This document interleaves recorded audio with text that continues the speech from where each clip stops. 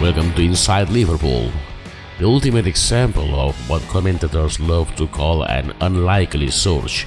Fabinho was the match winner as Liverpool took a tricky win at Turf Moor, tapping in from a corner with 5 minutes to play in the first half. The usually goal-shy defensive midfielder claimed the Reds even more points in 2022.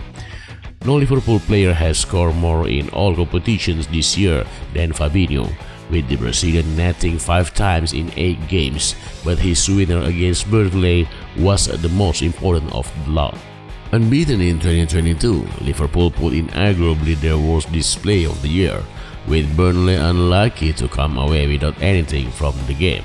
Summer signing Maxwell Cornet was able to find his way in past Liverpool's high back line with ease throughout the 90 minutes, but was left ruining his side's poor decision-making and marginal offsides. Alisson Becker was regularly called into action both in his net and outside the area as Burnley threatened it, sweeping up attack as well as saving 5 shots. But it was his fellow countryman Fabinho who will steal the headlines, a regular penalty taker at former side Monaco. He's regularly been called upon to provide an attacking thrust for Liverpool.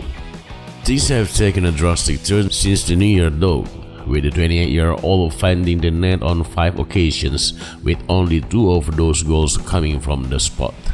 In fact, the defensive midfield maestro has scored more goals in his last 7 games for Liverpool than he'd managed in the previous 142.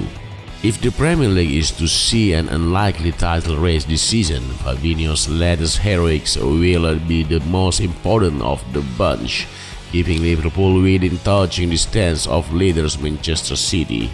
As for Burnley, things are starting to look incredibly bleak despite what could have been a moral-boosting display, now rooted to the bottom of the table, 7 points from safety.